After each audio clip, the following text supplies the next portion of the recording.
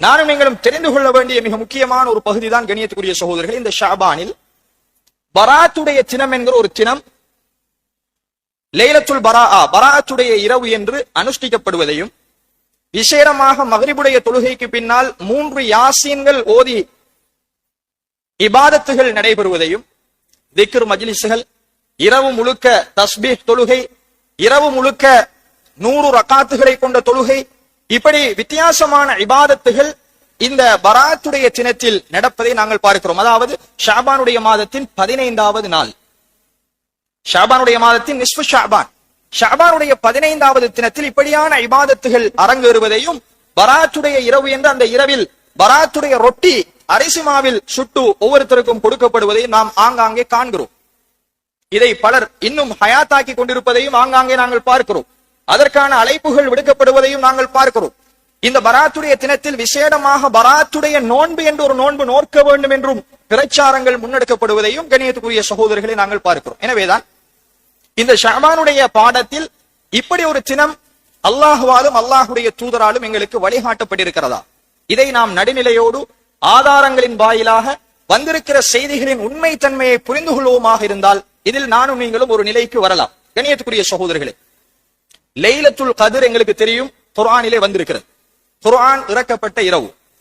அதே மாதிரி ஆஷுராவுடைய நோன்பு சொல்லப்பட்டிருக்கிறது, தாசுஆவுடைய நோன்பு சொல்லப்பட்டிருக்கிறது, அரஃபாவுடைய நோன்பு, அதே மாதிரி எத்தனையோ செய்திகளை நாங்கள் பார்க்கிறோம். ஒவ்வொரு இஸ்லாத்தினுடைய இபாதத்துகளும் தெளிவாக வழிகாட்டப்பட்டிருக்கிறது. லைலத்துல் பராத் என்கிற வார்த்தையை இந்த நிஸ்ஃபு ஷாபானின் 15வது தினத்தில் பயன்படுத்தப்பட்டு ஏதாவது குர்ஆன் வசனங்கள் ஹதீதுகள் வந்திருக்கிறதா என்று பார்த்தால், குறிப்பாக இந்த 15வது தினத்தை பராத் என்று அடையாளப்படுத்தும் முகமாக எந்த ஒரு வாசகமும் குர்ஆனிலோ சுன்னாவிலோ கிடையாது. லைலத்துல் கத்ர் மாதிரி லைலத்துல் பரா என்கிற வாசகத்தை நாங்க பார்க்கலாம். அப்ப எதை வைத்து இந்த பெயர் வைக்கப்பட்டது அப்படின்னு கேட்டால், கண்ணியத்துக்குரிய சகோதரர்களே, சில ஹதீதுகள் வந்திருக்கிறது. சில ஹதீதுகள் இந்த நிஸ்ஃபு ஷாபான், ஷாபானுடைய மாதத்தின் 15வது நாளுக்கென்று சில சிறப்புகள் இருப்பதாகவும், அதே நேரம் இந்த நாளில் நோன்பு நோக்க வேண்டும், இரவில் நின்று வணங்க வேண்டும், 100 ரகாத்துகள் தொழ வேண்டும், அல்லாஹ் அடிவானத்துக்கு இறங்குகிறான் என்றெல்லாம் கருத்துப்பட சில ஹதீதுகள் பதியப்பட்டிருக்கிறது. அந்த ஹதீதுகளை அடிப்படையாக வைத்துத்தான் இந்த 15வது இரவு பராத்துடைய இரவாக பெயர் சூட்டப்பட்டு அது ஹயாத்தாக்கப்படுவதை நாங்கள் பார்க்கிறோம். உண்மையில் வந்திருக்கிற அத்தனை ஹதீதுகளும் சஹீஹான ஹதீதுகளாக இருக்குமாக இருந்தால் நானும் நீங்களும் கட்டாயம் அந்த இரவை உயிர்ப்பித்துத்தான் ஆக வேண்டும். பராத்துடைய நோன்பு நாங்கள் பிடிக்கத்தான் வேண்டும், அந்த இரவில் நாங்கள் நின்று வணங்கத்தான் வேண்டும். எல்லா ஹதீதுகளும் ஆதாரபூர்வமானதாக வந்திருக்குமே ஆனால் கண்ணியத்துக்குரிய சகோதரர்களே, வந்திருக்கிற எல்லா ஹதீதுகளையும் நாங்கள் தொகுத்து பார்க்கின்ற பொழுது ஒன்றில் சில செய்திகள் இட்டுக்கட்டப்பட்ட மௌலூஆன ஹதீதுகள், இன்னும் அதிகமான செய்திகள் பலகீனமானது, அதிலும் அதிகமானது மிக மிக பலகீனமான ஹதீதுகளாக இருப்பதை நாங்கள் பார்க்கிறோம். இந்த நிஸ்ஃபு ஷாபானுடைய 15வது இரவு குறித்து வந்திருக்கிற எந்த செய்தியும் ஆதாரம் இல்லை, அத்துணையும் பலகீனமான செய்திகள். அதுல முதலாவது ஒரு குர்ஆன் வசனம் ஆதாரமாக வைக்கப்படுகிறது. என்ன குர்ஆன் வசனம்? இன்னா அன்ஸல்நாஹு ஃபீ லைலத்தின் முபாரக்கா. இந்த குர்ஆனை பரக்கத்து பொருந்திய பாக்கியமிக்க ஒரு இரவில் நாங்கள் இறக்கி வைத்தோம். சூரத்து துஹானுடைய 3வது வசனம். இந்த வசனத்தை ஆதாரமாக வைத்து திருமறை குர்ஆன் இறக்கப்பட்ட மாதம் இந்த ஷாபானுடைய பராத்துடைய தினத்தில் தான் இறக்கப்பட்டது என்று இந்த குர்ஆன் வசனத்தை ஆதாரம் காட்டுகிறார்கள். கண்ணியத்துக்குரிய சகோதரர்களே, ஃபீஹா யுஃப்ரகு குல்லு அம்ரின் ஹக்கீம், அந்த இரவில் தான் ஒவ்வொரு முக்கியமான விடயங்களும் பிரித்து கொடுக்கப்படுகிறது என்கின்ற இந்த வசனத்தை பராத்துடைய தினத்திற்கு ஆதாரமாக வைப்பதை பார்க்கிறோம். நம்ம எல்லோருக்கும் தெரியும், எல்லோருடைய உள்ளத்திலும் ஒரு கேள்வி எழுகிறது. சிறு பராயத்திலிருந்து இன்று வரைக்கும் முழு உம்மத்தும் ஏகோபித்த முடிவில் இருப்பது என்ன? குர்ஆன் எப்போது இறங்கியது? ஷஹ்ரு ரமலான் அல்லதி உன்சில ஃபீஹில் குர்ஆன், ரமலானுடைய மாதத்தில் தான் குர்ஆனை நாம் இறக்கினோம் என்பது நம்ம எல்லோருக்குமே தெரியும். அல்லாஹ் குர்ஆனிலே தெளிவாக சொல்கிறான். சூரத்து பக்ரா 185வது வசனம், இன்னா அன்ஸல்நாஹு ஃபீ லைலத்தில் கத்ர், ரமலானுடைய மாதத்தில் இறுதிப்பத்தில் வருகிற லைலத்துல் கத்ருடைய இரவில் தான் இந்த குர்ஆனை நாம் இறக்கினோம் என்பது தெளிவானது. அப்ப குர்ஆன் பராத்துடைய இரவில் இறங்கியதா லைலத்துல் கத்ருடைய இரவில் இறங்கியதா என்றால், அக்ஸருல் முஃபஸ்ஸிரீன், அதிகமான தஃப்ஸீர்களை அறிஞர்கள் நபிகளாருடைய ஹதீதுகளை ஆதாரம் காட்டி, குர்ஆனுடைய வசனங்களை ஆதாரம் காட்டி, லைலத்துல் கத்ருடைய இரவில் ரமலானில் தான் குர்ஆன் இறங்கியது என்பதில் எந்த மாற்று கருத்தும் இல்லை. ஒரு சிலர் ஷாபானில் பராத்துடைய இரவில் அல்லது நிஸ்ஃபு ஷாபானில் தான் இந்த குர்ஆன் இறங்கியது என்பதற்கு இதை ஆதாரமாக வைப்பதை பார்க்கிறோம். இது தவறான கருத்து. எனவே இதை ஆதாரமாக கொள்ள முடியாது. குர்ஆனுடைய ஆதாரம் அடிபட்டு போய்விட்டது. இரண்டாவது கண்ணியத்துக்குரிய சகோதரர்களே, இந்த பராத்துடைய தினத்தில் பராத்துடைய நோன்பு பிடிக்கச் சொல்வதற்கும் இரவில் விசேடமான தொழுகைகளை நடத்துவதற்கும் இன்னும் ஒரு மிக முக்கியமான ஒரு ஹதீஸ் ஆதாரமாக அமைவதை பார்க்கிறோம். இது இப்னு மாஜாவில் பதிவு செய்யப்படுகிற செய்தி. என்ன செய்தி? அலி ரலியல்லாஹு அன்ஹு அவர்களை தொட்டும் அறிவிக்கப்படுகிறது.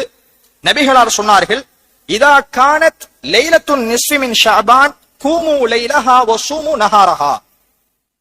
ஷஅபானுடைய மாதத்தின் நடுப்பகுதி, அதாவது 15வது தினத்தை அடைந்து விட்டால், 15வது தினம் வந்துவிட்டால் இரவில் நின்று வணங்குங்கள், அதனுடைய பகல் பொழுதில் நோன்பு வையுங்கள் என்கிற ஹதீஸ் தொடர்ந்து வருகிறது. அல்லாஹ் அந்த இரவில் அடிவானத்துக்கு இறங்கி வருகிறான். என்னிடத்தில் பாவ மன்னிப்பு தேடக்கூடியவர்கள் இருந்தால் தேடுங்கள், நான் பாவத்தை மன்னிக்கிறேன். என்னிடத்தில் ரிசுக்கு கேட்கக்கூடியவர்கள் இருந்தால் கேளுங்கள், ரிசுக்கு தருகிறேன். உங்களுடைய ஆபத்துகள் பலாய் முசீபத்துகள் நீங்குவதற்காக பிரார்த்தித்தால் அதை நீக்கி தருகிறேன் என்று அல்லாஹ் ரப்புல் ஆலமீன் அடிவானத்தில் நின்று கொண்டு கேட்டுக்கொண்டே இருக்கிறான். எதுவரைக்கும் என்று சொன்னால், ஹத்தா யத்லு அல் ஃபஜ்ர், ஃபஜ்ர் உதயமாகும் வரைக்கும் அந்த 15வது இரவில் அல்லாஹ் நின்று கொண்டிருக்கிறான் என்கிற ஒரு செய்தி. இது இப்னு மாஜாவுல பதிவு செய்யப்படுகிறது. இந்த செய்தியை வைத்துத்தான் பராத் என்கிற பெயர் வைக்கப்படுகிறது. பராத்துடைய தினம் என்று அந்த ஷஅபானுடைய 15வது தினம் அடையாளப்படுத்தப்பட்டு பராத்துடைய நோன்பு என்கிற ஒரு நோன்பும் சொல்லப்படுவதை கண்ணியத்துக்குரிய சகோதரர்களை நாங்கள் பார்க்கிறோம். உண்மையில் இந்த செய்தி ஆதாரபூர்வமான செய்தியா என்று பார்த்தால், இதனுடைய அறிவிப்பாளர் வரிசைகளை எல்லாம் நாங்கள் தேடி பார்க்கிற பொழுது ஒன்றில் இந்த செய்தி மௌலூஆன இட்டுக்கட்டப்பட்ட செய்தி, நபிகளாருடைய பெயரால் இட்டுக்கட்டப்பட்ட செய்தி. இன்னும் அதிகமான அறிஞர்கள் இந்த ஹதீஸை லஈஃபுன், இது பலகீனமான செய்தி என்று அடையாளப்படுத்துவதை நாங்கள் பார்க்கிறோம்.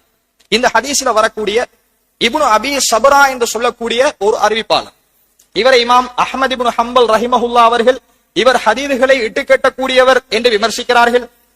இமாம் இப்னு ஹஜர் ரஹிமஹுல்லா அவர்கள் இவர் ஹதீதுகளை இட்டுக்கட்டக்கூடியவர் என்று விமர்சிக்கப்பட்டவர், இவருடைய ஹதீதுகளை ஏற்க முடியாது என்று சொல்கிறார். இமாம் புகாரி ரஹிமஹுல்லா அவர்கள் ஹதீதுகளை விற்பனர்கள், லஈஃபுன், இவர் பலகீனமானவர். இன்னும் ஒரு செய்தியில் இவர் முன்கருல் ஹதீஸ் என்று இவரை விமர்சிக்கிறார்கள். இமாம் நசாயி ரஹிமஹுல்லா அவர்கள் அவருடைய அல்-லுஅஃபா வல் மத்ரூகீன் என்கிற கிரந்தத்தில் மத்ரூக்குல் ஹதீஸ், இவரை ஏற்க முடியாது, இவர் பலகீனமானவர் என்பதை சுட்டிக்காட்டுவதை கண்ணியத்துக்குரிய சகோதரர்களை நாங்கள் பார்க்கிறோம். எனவே இந்த ஹதீஸில் வரக்கூடிய இப்னு அபி சபரா என்று சொல்லக்கூடிய அறிவிப்பாளர் ஹதீதுகளை இட்டுக்கட்டக்கூடியவர். அதனால் தான் இமாம் அல்பானி ரஹிமஹுல்லா அவர்கள் சொன்னார்கள், இந்த ஹதீஸ் மௌலூ, இட்டுக்கட்டப்பட்ட ஹதீஸ் என்றார். 15வது தினம் ஷஅபானில் பராத்துடைய நோன்பு நோருங்கள், இரவில் நின்று வணங்குங்கள், அல்லாஹ் அடிவானத்துக்கு வருகிறான் என்கிற இந்த செய்தி மௌலூஆன இட்டுக்கட்டப்பட்ட செய்தி என்று அறிஞர்கள் விமர்சித்திருப்பதை நாங்கள் பார்க்கிறோம். இன்னும் சில கிரந்தங்களையும் நாங்கள் சொல்லியாக வேண்டும். ஏனென்றால் கண்ணியத்துக்குரிய சகோதரர்களே, பாமர மக்களுக்கு ஹதீதுகளை ஆதாரம், இது ஆதாரம், யாருமே இதை மறுக்கவில்லை, இது ஆதாரபூர்வமான செய்தி என்றெல்லாம் பிரச்சாரங்கள் முன்னெடுக்கப்படுவதை பார்க்கிறோம். உண்மையில் அறிஞர்களுடைய கிரந்தங்களை புரட்டி பார்த்தால் முன்னுள்ள அறிஞர்கள் உட்பட தற்காலத்து அறிஞர்கள் வரைக்கும் இந்த ஹதீஸினுடைய பலகீனத்தை குறிப்பிடாமல் இருக்கவில்லை. மிக தெளிவாக மிக அழகான வார்த்தைகளை கொண்டு என்ன முதலாம் வகுப்பு மதரசாவில் படிக்கிற மாணவனுக்கும் தெரிகிற மாதிரி அழகான மொழிநடையோடு இது பலகீனமானது, இட்டுக்கட்டப்பட்டது என்பதை பதிவு செய்திருப்பதை பார்க்கிறோம். ஏனென்றால் இந்த ஹதீஸ் தான் ஒரு பலமான ஆதாரமாக இருப்பதை பார்க்கிறோம் பராத்துடைய தினத்திற்கு. இதிலே இமாம் இப்னு ரஜப் அல் ஹம்பலி ரஹிமஹுல்லா அவர்கள் தன்னுடைய லதாயிஃபுல் மஆரிஃப் என்கிற கிரந்தத்தில் கண்ணியத்துக்குரிய சகோதரர்களே 136வது பக்கத்தில் இந்த ஹதீஸ் சம்பந்தமாக பேசுகிறார். என்ன சொல்கிறார்? وقد ورد الامر بصيامه من شعبان بخصوصه ففي سنن ابن ماجه باسناد ضعيف عن علي عن النبي صلى الله عليه وسلم اذا كان ليله نصف شعبان فقوموا ليلها وصوموا نهارها. இப்னு ரஜப் அல் ஹம்பலி ரஹிமஹுல்லாஹ் அவர்கள் என்ன சொல்கிறார்கள்? இப்னு மாஜாவில் 15வது நாள் ஷஅபானில் இரவில் நின்று வணங்குங்கள், பகல் பொழுதில் நோன்பு நோருங்கள் என்று வந்திருக்கிற செய்தி பி இஸ்னாதின் லஈஃபின், லஈஃபான பலகீனமான அறிவிப்பாளர் வரிசையை கொண்டு வந்திருக்கிறது. நபிகளாரை தொட்டும் அலி ரலியல்லாஹு அன்ஹு அவர்கள் சொல்லுவதாக வந்திருக்கிற செய்தி ஆதாரமானதல்ல, பலகீனம் என்பதை லதாயிஃபுல் மஆரிஃபில் இமாம் இப்னு ரஜப் அல் ஹம்பலி ரஹிமஹுல்லாஹ் அவர்கள் குறிப்பிடுகிறார். அதே மாதிரி தஹ்ரீஜுல் இஹ்யா என்கிற கிரந்தத்தில் அபுல் ஃபضல் அல் இராக்கி அஷ்-ஷாஃபிஈ ரஹிமஹுல்லாஹ் அவர்கள் பக்கம் 241 பதிவு செய்கிறார்கள், ஹதீஸு ஸலாத்தி லைலத்தி நிஸ்ஃபி ஷஅபான் ஹதீஸுன் பாத்தில்.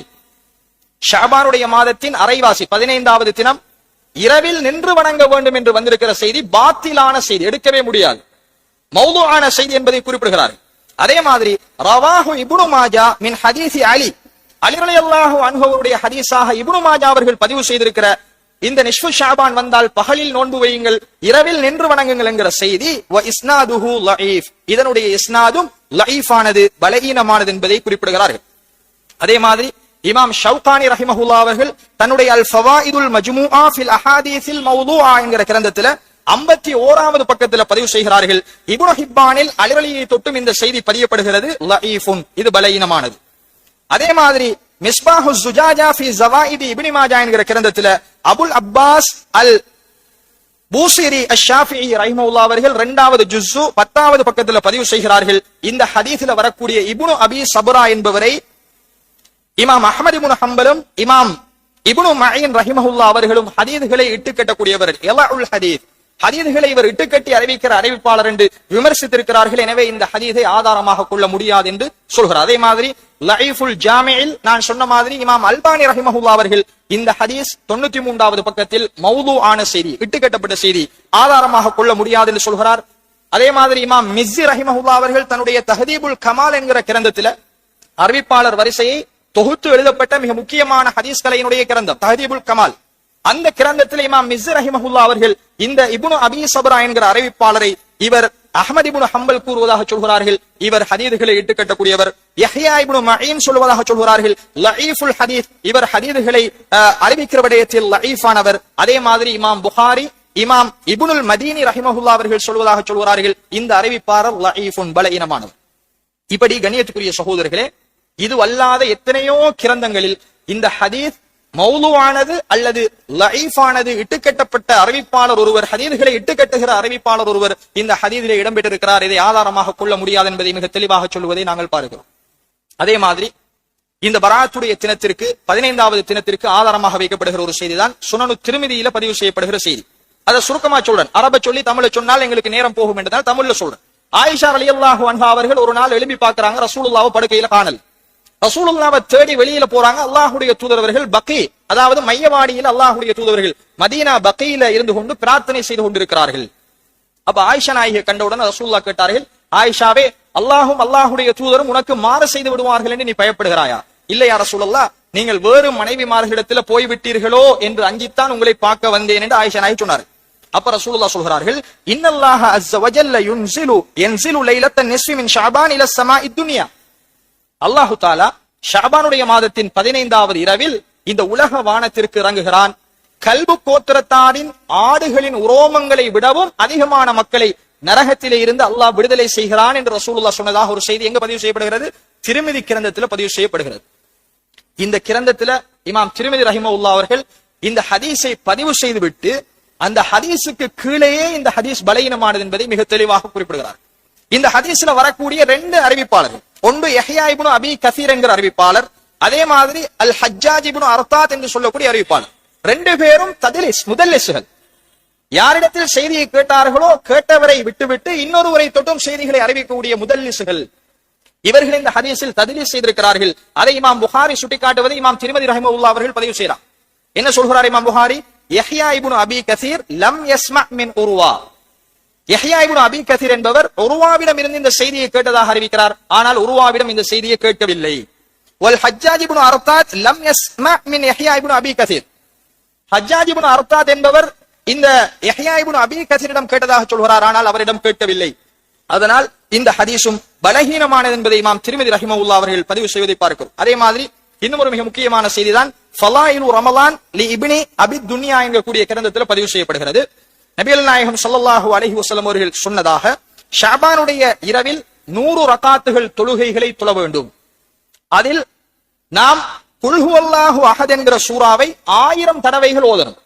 100 ரகாத்து தொழுகையில 1000 தடவைகள் குல் சூராவை ஓத வேண்டும். அப்படி ஒருவர் ஓதுவாராக இருந்தால் அவருக்கு சுவர்க்கத்தை கொண்டு நன்மாராயணம் கூறப்படாத வரைக்கும் அவருக்கு மரணம் வராது என்கிற ஹதீஸ். இதுல வரக்கூடிய ஒரு அறிவிப்பாளர், கண்ணியத்துக்குரிய சகோதரர்களே, முஹம்மது இப்னு அலி. இவர் நேரடியாக ரசூலுல்லாஹ்ட்ட கேட்ட மாதிரி நபிகளார் அறிவிப்பதாக இந்த செய்தியை சொல்கிறார். ஆனால் இவர் ரசூலுல்லாஹ்ட காலத்தில் வாழ்ந்தவர் அல்ல. ஹதீஸ்களை வல்லுநர்கள் இவர் நபிகளாருடைய காலத்தில் இல்லாதவர். நபிகளாருடைய காலத்தில் இருந்தால் சஹாபிதான் ஒரு செய்தி அறிவிக்கும். நமக்கு வருகிற எந்த ஹதீஸாக இருந்தாலும் நபி அடுத்தது சஹாபி. இஸ்னாது வரிசை ஆய்வு செஞ்சு போனா கடைசியில சஹாபில முடியும். கால ரசூலுல்லாஹ் அன் இப்னி அப்பாஸ், இப்னு அப்பாஸ் நபிகளாட்டிருந்து கேட்டிருப்பார். அபூ ஹுரைரா, அபூபக்கர், உமர், இப்படி சஹாபாக்கள் வழியாகத்தான் ஒரு செய்தி எங்களுக்கு வரணும். அவங்க தான் ரசூலுல்லாஹ் காலத்துல வாழ்ந்தவர்கள். அப்ப இவர் நபிகளாருடைய காலத்தில் வாழவும் இல்லை, இவர் ஒரு சஹாபியும் அல்ல.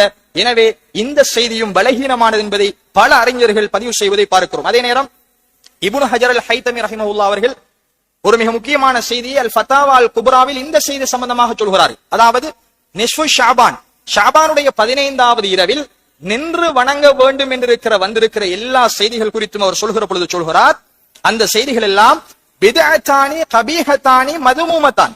ஸலாத்து ரகாயிப் என்ற ஒரு தொழுகையையும் சேர்த்து சொல்றாங்க. அவர்கிட்ட கேள்வி கேட்கப்படுகிறது, ஸலாத்து ரகாயிப் என்கிற தொழுகையும் பராத்துடைய இரவில் தொழுகிற தொழுகையும் ஆதாரபூர்வமானதா, நாங்க தொழலாமா என்று ஒரு கேள்வி கேட்கப்படுகிறது.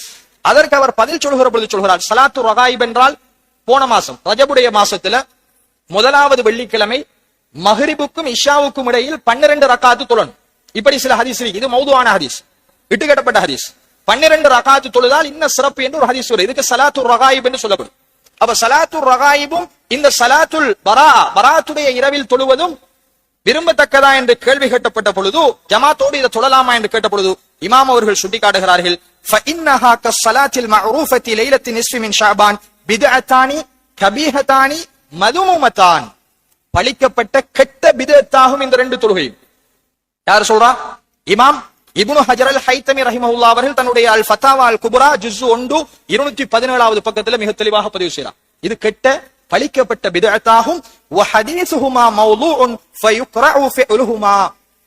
இந்த ஹதீஸ் மௌதுவான இட்டுக்கட்டப்பட்ட செய்தியாகும். 2 செய்தியும் ஸலாத்துர் ரகாயிப், ஸலாத்துல் பரா, இந்த நிஸ்ஃபு ஷஅபானில் 15வது இரவில் தொழக்கூடிய தொழுகையும் மௌதுவான இட்டுக்கட்டப்பட்ட செய்திகளாகும். இந்த 2 காரியங்களையும் செய்வது வெறுக்கத்தக்கதாகும் என்பதை இமாம் அவர்கள் பதிவு செய்வதை பார்க்கிறோம். அதே கிரந்தத்தில் இன்னும் ஒரு இடத்தில் 2வது ஜுஸ் 80வது பக்கத்திலும் அதே விஷயத்தை பதிவு செய்வதை கண்ணியத்துக்குரிய சகோதரர்களை பார்க்கிறோம்.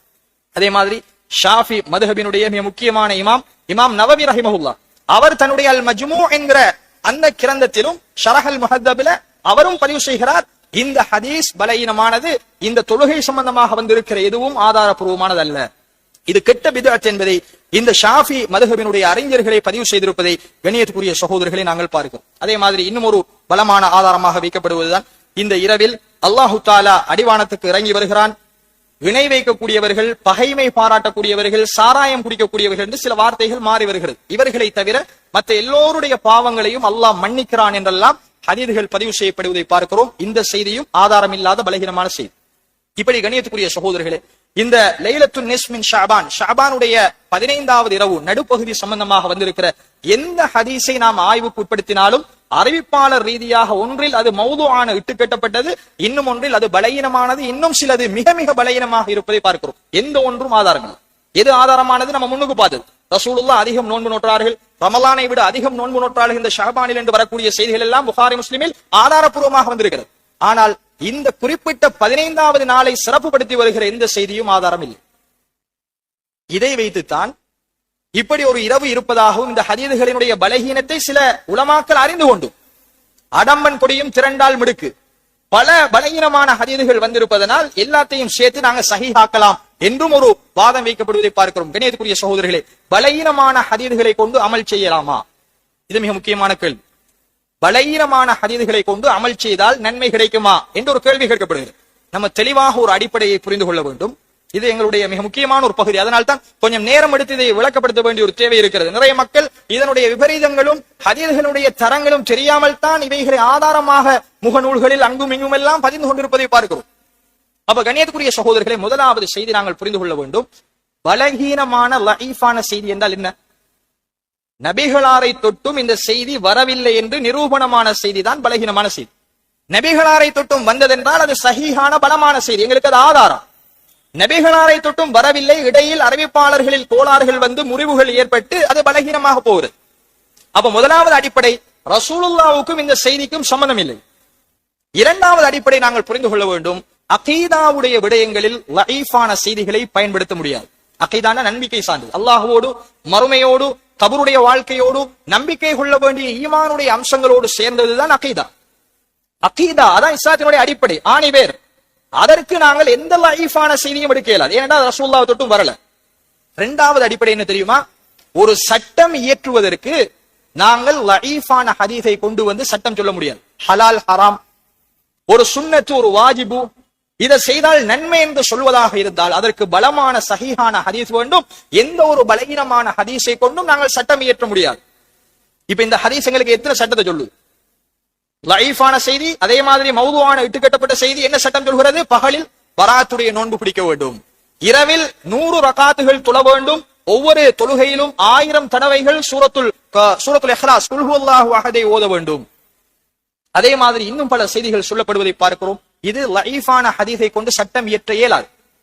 அறிஞர்கள் எதில் கருத்து வேறுபாடு பட்டார்கள் என்றால் ஃபலாயிலுல் அமால், அமல்களின் சிறப்பு விடயத்தில் இந்த சஹீஹான இந்த லஈஃபான ஹதீஸ்கள் எடுக்கலாமா இல்லையா என்பதில் அறிஞர்களுக்கு இடையில பல கருத்து இருக்கிறது. சிலர் எடுக்கலாம் என்கிறார்கள், அதுல இன்னும் சிலர் எடுக்க இயலாது என்கிறார்கள். ஆனால் சரியான நிலைப்பாடு எந்த ஒன்றுக்கும் லஈஃபான ஹதீஸை எடுக்க முடியாது. நமது நிலைப்பாடு அதுதான்.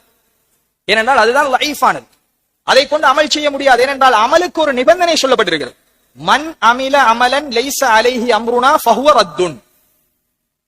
யார் ஒருவர் எங்களுடைய கட்டளை இல்லாமல் ஒரு அமலை செய்வாரோ அது நிராகரிக்கப்படும், தூக்கி வீசப்படும் என்று ரசூலுல்லாஹ் சொல்லிவிட்டார். புகாரி முஸ்லிம்ல தெளிவான செய்தி. அப்போ ஒரு அமலை நாங்க செய்வதாக இருந்தால் ரசூலுல்லாஹ்வுடைய கட்டளை இருக்க வேண்டும். லஈஃபான செய்தி என்பது நபிகளாருடைய கட்டளை இல்லாமல் துண்டிக்கப்பட்ட அறிவிப்பாளர்கள் பலகீனமான பொய்களாக வந்த செய்திகள், பலகீனம் என்ற நிரூபணமான செய்திகள்.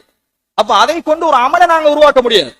அதே நம் அறிஞர்கள் ஃபலாயிலுல் அமாலில் இந்த ஹதீஸை எடுக்கலாம் என்கக்கூடிய அறிஞர்கள் கூட சில லவாபித்துகள், சில ஷுரூத்துகள், நிபந்தனைகளை போட்டுத்தான் வைத்திருக்கிறார். அந்த ஹதீஸ் அதிகமான பலகீனமாக இருக்கக்கூடாது, கடும் லஈஃபாக இருந்தால் எடுக்க முடியாது ஃபலாயிலுல் அமாலுக்கு கூட. அதே நேரம் இந்த ஹதீஸை உறுதிப்படுத்தும் முகமாக ஒரு அஸ்லியத் சஹீஹான ஹதீஸில் இருக்கவும். புதுசா ஒரு இபாதத்தை நீங்களாக ஃபலாயிலுல் அமால செய்ய முடியாது. இப்ப சதகாவை பத்தி ஒரு லஈஃபான ஹதீஸ் வந்திருக்குமாக இருந்தால் சதகாவை பத்தி ஏற்கனவே மார்க்கம் சொல்லி இருக்கிறது, அடிப்படை இருக்கிறது. அடிப்படை இல்லாமல் புதுசாக பராத்து, மிஅராஜுடைய நோன்பு என்றெல்லாம் நீங்கள் ஒரு இபாதத்தை ஒரு லஈஃபான ஹதீஸை வைத்து உருவாக்க முடியாது என்கிற அளவுக்கு அறிஞர்கள் மிக வலுக்கட்டாயமான பல நிபந்தனைகளை இட்டுத்தான் அந்த ஷர்த்தையும் சொல்லியிருக்கிறார்கள். அது நம்மை பொறுத்த வரைக்கும் எந்த ஒன்றுக்கும் ஒருவர் லஈஃபான ஹதீஸை கொண்டு அமல் செய்ய முடியாது. அடுத்தது சில அறிஞர்கள் சொல்கிறார்கள், லஈஃபான ஹதீஸை அமல் செய்யும் போது ஒருவர் நம்பிக்கை கொள்ள வேண்டும் என்னென்று, இதை செஞ்சா நன்மை கிடைக்காது என்றுதான் செய்யணும். அப்ப எதுக்கு கண்ணியத்துக்குரிய சகோதரர்கள் நாங்க அமல் செய்யணும்? ஒரு லஈஃபான ஹதீஸை ஒரு அமல் செய்யும் போது நம்பிக்கை கொள்ள வேண்டுமா, இந்த ஹதீஸின் பிரகாரம் நான் இந்த அமலை செய்தால் எனக்கு நன்மை கிடைக்காது. மக்களுக்கு சொல்லுவதாக இருந்தால் கட்டாயம் இது லஈஃப், இது பலகீனமானது என்று சொல்லித்தான் சொல்ல வேண்டும் என்கிற அளவுக்கு நிபந்தனைகள் போடப்பட்டிருப்பதை பார்க்கிறோம். அது பல ஹதீஸ் கலையினுடைய பல செய்திகளாக அது பல மணி நேரங்கள் பேச வேண்டும், பல உசூல்கள் அதுக்கு இருக்கிறது. எனவே கண்ணியத்துக்குரிய சகோதரர்கள், இப்படியெல்லாம் அறிஞர்கள் கருத்து வேற்றுமை பட்டிருந்தாலும் சரியான நிலை எந்த ஒரு லஈஃபான செய்தியை கொண்டும் எந்த ஒரு இபாதத்தையும் எங்களால் உருவாக்க முடியாது.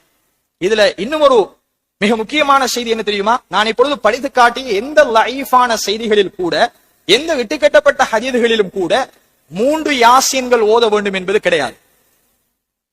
அல்லாஹ் பாதுகாக்க வேண்டும். உலமாக்கள், மார்க்கத்தை படித்தவர்கள் அல்லாஹுக்கு முன் பதில் சொல்ல வேண்டும். ஒரு இபாதத்தை மக்களுக்கு மத்தியில் சொல்கிறோம், பள்ளியில் செய்கிறோம் என்றால் அதற்கு தெளிவான ஆதாரம் வேண்டும். 3 யாசீன்கள் இந்த நிஸ்ஃபு ஷாபானில் 15வது நாள் ஓத வேண்டும் என்பதற்கு ஒரு லஈஃபான ஹதீஸ் கூட இல்ல, ஒரு இட்டுக்கட்டப்பட்ட செய்தி கூட இல்ல. முதலாவது யாசீனை ஓதக்கோல உங்களுக்கு ரிஸ்க் கிடைக்க வேண்டும் என்று ஓத வேண்டும், அந்த நியத்தோடு சொல்கிறார்கள். 2வது யாசீன் ஓதுகிற பொழுது பரக்கத்து கிடைக்க வேண்டும் என்று ஓத வேண்டும். 3வது யாசீன் ஓதுகிற பொழுது ஆயுள் நீடிக்க வேண்டும் என்று ஓத வேண்டும் என்றெல்லாம் மக்களை பிழையாக வழிநடத்துவதை பார்க்கிறோம். இதற்கு ஒரு சஹீஹான லஈஃபான இட்டுக்கட்டப்பட்ட செய்தி கூட கிடையாது.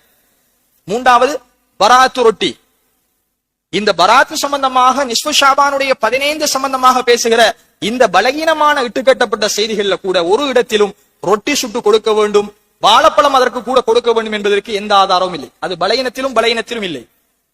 அப்ப கண்ணியத்துக்குரிய சகோதரி, இது எங்கிருந்து உருவாகியது? இது மக்களுக்கு மத்தியில் எங்களுடைய மூதாதையர்கள், முன்னோர்கள் மார்க்கத்தின் பெயரால் தெரியாமல் தாங்களாக உருவாக்கி கொண்டது இந்த ஒரு இபாதத்து வடிவில் வந்து நிற்பதை நாங்கள் பார்க்கிறோம். அதற்காக சிலர் வசதி இல்லாவிட்டாலும் பிரயத்தனம் எடுத்து அரிசி மாவு வாங்கி அரிசி மாவை இடிச்சு அதற்காக ரொட்டிகள் சுட்டு விநியோகிப்பதை பார்க்கிறோம். ஒரு கடமையை போல, ஒரு இபாதத்தை போல, அதை செய்யாவிட்டால் பாவம் போல கருதுவதையும் சில பெண்மணிகள், தாய்மார்கள், சில முதியவர்கள் இருப்பதை நாங்கள் இன்றும் பார்க்கிறோம். அது அருகிருந்தாலும், அது மருகி போய்விட்டாலும், சில இடங்களில் இல்லாமல் அழிந்து போயிருந்தாலும் இன்னும் சில இடங்களில் அது உயிர் வாழ்வதை பார்க்கிறோம். அதை ஒரு சுன்னத்தாக நிறைவேற்றுவதை பார்க்கிறோம். அது அரிசி மாவில் தான் கொடுக்க வேண்டும் என்றெல்லாம் வலியுறுத்தப்படுவதையும் பிரச்சாரங்கள் முன்னெடுக்கப்படுவதை பார்க்கிறோம். அதற்கு கூட ஒரு ஆதாரமும் இல்லை. நீங்க பார்க்கலாம், பித்அத்துகள் உருவாகின்ற இடங்களில் சாப்பாடு ஒன்று இணைக்கப்பட்டிருக்கும். அவுலியாக்களை சிறப்பித்தால் அங்கே ஒரு கந்தூர் இருக்கும். நபிகளாருடைய பெயரால் நாரிசாக்கள் ஒரு கந்தூர் இருக்கும். இப்படி என்னென்ன பிதஅத்துகள் அரங்கேறுகிறதோ அங்கே ஒரு சாப்பாடும் இணைக்கப்பட்டிருப்பதை பார்க்கிறோம். அதுபோல் தான் இந்த பராத்தை சிறப்பிப்பதற்கு அங்கே ரொட்டியும் வாழைப்பழமும் கொடுக்க வேண்டும் என்று அதற்கு ஒரு கதையும் சொல்லப்படுகிறது. நீங்கள் கொடுக்கிற ரொட்டி உங்களுக்கு நாளை மறுமையில் குடையாகவும், நீங்கள் கொடுக்கிற வாழைப்பழம் உங்களுக்கு பிடியாகவும் அல்லாஹுடைய சூரியனுடைய வெப்பத்திலே இருந்து மறுமையில் உங்களை பாதுகாக்கும். இதை சொல்லித்தான் மக்களுக்கு இதை கொடுக்குமாறு பிரச்சாரங்கள் முன்னெடுக்கப்படுகிறது. எனவே கணியத்துக்குரிய சகோதரர்கள், இவைகள் எல்லாம் மூட நம்பிக்கைகள். எந்த ஒரு ஆதாரமும் குர்ஆன் சுன்னாவிலே இல்லை. எனவே நாங்கள் அடிப்படையை புரிந்து கொள்ள வேண்டும். நபிகளாருடைய இது இபாதத்தாக இருந்திருக்குமாக இருந்தால் ரசூலுல்லாஹ் தன்னுடைய வாழ்க்கையில் ஒரு நாளாவது இந்த பராத்து நோன்பு பிடித்தார்கள், ரொட்டி கொடுத்தார்கள். அவங்களோட வாழ்க்கையை ரொட்டி தான், சாப்பாடே ரொட்டி தான். அவங்க இப்படி ஒன்றை நடத்தியதாகவோ கொடுத்ததாகவோ நோன்பு நோற்றதாகவோ இரவு முழுக்க 1000 ரக்காத்துகள் 100 ரக்காத்துகள் தொழுததாகவோ எந்த ஆதாரமும் இல்லை. எனவே மன் அஹ்தஸ ஃபீ அம்ரினா ஹாதா மா லைஸ மின்ஹு ஃபஹுவ ரத்துன், யார் இந்த மார்க்கத்தில் இல்லாத ஒன்றை புதிதாக உருவாக்கினாரோ, அது பலகீனமான ஹதீஸை கொண்டு உருவாக்கப்பட்டாலும் அது பிதஅத், அது மார்க்கத்தில் அங்கீகரிக்கப்படாது, அது உங்களை நரகத்தில் நாளை மறுமையில் கொண்டு போகும் என்று ரசூலுல்லாஹி ஸல்லல்லாஹு அலைஹி வஸல்லம் அவர்கள் எச்சரித்தார்கள். எனவே இந்த ஷாபான் மாதத்தில் முடியுமான அளவுக்கு சுன்னத்தான நோன்பு பிடிப்போம். 15வது நாள் நோன்பு பிடிக்கலாமா என்று கேட்டால் தாராளமாக ஐயாமுல் பீதுடைய நோன்பு நாங்க பிடிக்கலாம். அல்லது ஒரு நாள் விட்டு ஒரு நாள் நோன்பு பிடிக்கக்கூடியவர் அந்த 15வது தினத்துல பிடிக்கலாம். பராத்து நோன்பு பிடிக்கிறேன் என்று ஒருவர் பிடிப்பாராக இருந்தால் தான் அது மார்க்கத்திற்கு முரண், பிதஅத், அது எம்மை நரகத்துக்கு கொண்டு. அப்படி அல்லாமல் கணியத்துக்குரிய சகோதரர்களே, நாங்கள் அதுல திங்கட்கிழமை வந்தால் பிடிக்கலாம், வியாழக்கிழமை வந்தால் சுன்னத்தான நோன்புதானே என்று நாங்கள் பிடிக்கலாம். ஐயாமுல் பீதுடைய நாளாக இருப்பதனால் 13, 14, 15 தொடராக நாங்கள் நோன்பு பிடிக்கலாம். அதனுடைய எங்களுடைய எண்ணம் என்ன? இந்த நோன்புக்கான சிறப்புக்காகத்தான் பிடிக்கிறேனே அல்லாமல் பராத்துடைய எண்ணம் என்று நான் பிடிக்கவில்லை என்று இருக்குமாக இருந்தால் அந்த நோன்பு ஏற்றுக்கொள்ளப்படும், அதற்கு நன்மை இருக்கிறது. எனவே எல்லா நாளும் ஷாபானில் சமமானது. எந்த ஒரு நாளும் இன்னொரு நாளை விட்டும் சிறப்புக்குரிய நாள் அல்ல. வந்திருக்கிற எந்த ஹதீஸும் ஆதாரமானதல்ல. அத்துணையும் பலகீனம் என்பதை சுருக்கமாக சொல்லியிருக்கிறேன். எனவே கண்ணியத்துக்குரிய சகோதரர்களே, அல்லாஹ்வின் நல்லடியார்களே, எதை கேட்டோமோ அதை எங்களுடைய வாழ்க்கையில் எடுத்து நடப்போம். முடியுமான அளவுக்கு பிதஅத்துக்களை, நபிகளாருடைய வாழ்க்கையில் இல்லாத அம்சங்களை புறம் தள்ளி மார்க்கம் சொன்ன உண்மைக்குண்மையான ஹக்கான விடயங்களை எடுத்து நடப்போம். அதற்கு எல்லாம் வல்ல அல்லாஹ் ரப்பல் ஆலமீன் எனக்கும் உங்களுக்கும் துணை புரிவானாக. வ ஆஹிரு தஅவானா அல்ஹம்துலில்லாஹி ரப்பில் ஆலமீன்.